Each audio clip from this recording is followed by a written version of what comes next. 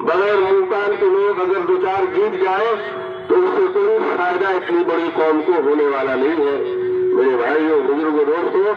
इसलिए आप एक ऐसी उम्मत है जिसको आलमगीर कौम कहा गया है, आलमगीर उम्मत कहा गया है, जिसके नजरियात जिसकी सोच आफाकी है।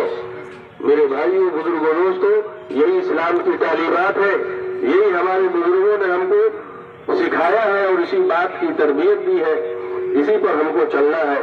इसलिए मेरे भाइयों बुजुर्गों दोस्तों, रोजे का मकसद तकवा पैदा करना है, रोजे का मकसद खौफ इलाही और खशियत इलाही पैदा करना है।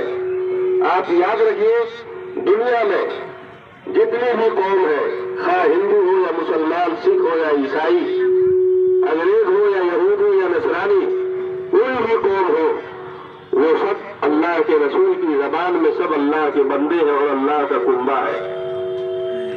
वमा मिन दाब्बतिन इल्ला अल्लाहि रिज़्क़ुहा, सारी मखलूक को रोजी देना ये अल्लाह की जिम्मेदारी है।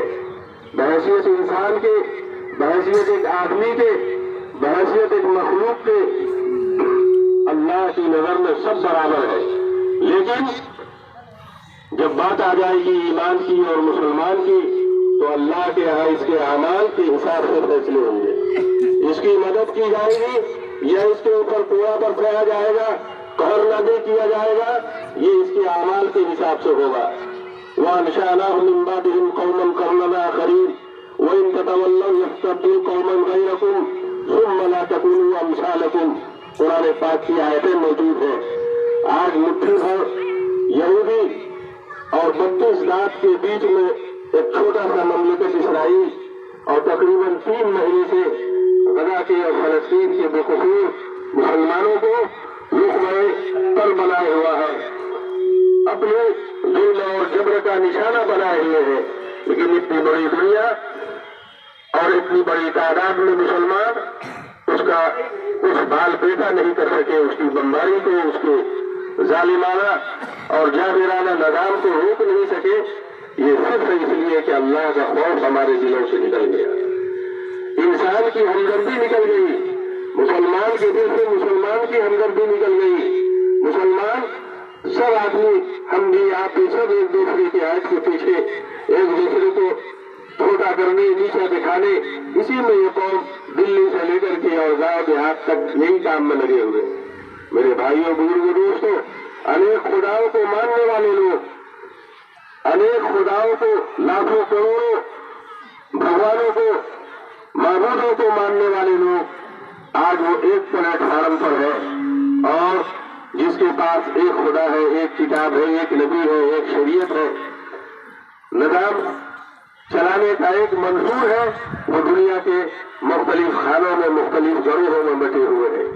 इसलिए हमारी और आपकी जिम्मेदारी बनते हैं कि हम ईदगाह के इस इज्तिमा से, जुमे के इज्तिमा से, मुख्तलिफ मौके पर मुसलमानों की बड़ी बड़ी इस तरह की जो मजलिसें होती है, इससे हम ये सबक हासिल करें कि हम जो है आपस में मुत्तहिद रहे, हम अल्लाह के कानून पर चाहे दिल चाहे या न चाहे हम हमेशा चलने के लिए तैयार रहे। मेरे भाइयों बुजुर्गों दोस्तों, इसलिए और अपने गांव को, हम अपने गांव के नौजवानों से, जिनके ऊपर गांव के मुस्तकबिल का भार है, पुराने लोग नहीं रहे और उथल पुथल का दौर चल रहा है, हमारे गांव के नौजवानों की जिम्मेदारी है कि मेरे भाइयों बुजुर्गों दोस्तों, आप 25 साल पीछे के डुमरिया का मुताला करिए। 25 साल पीछे के डुमरिया का, वो डुमरिया जिसमें हाफिज अब्दुल हफीज रहते थे, जिसमें हाफिज सिराज रहते थे, जिसमें निजाम बाबू रहते थे, जिसमें यासीन वकील रहते थे, जिसमें भोला सरपंच रहते थे, जिसमें अमीन जियाउर रहमान रहते थे, जिसमें अबुल हसन रहमानी रहते थे, और न जाने जिसमें हाजी तबरुक जमा साहब रहते थे। बहुत सारे लोग डुमरिया के नाम गिनाया जाएगा, दर्जन का दर्जन हो जाएगा। अल्लाह ताला उनकी कब्रों को नूर से भर दे।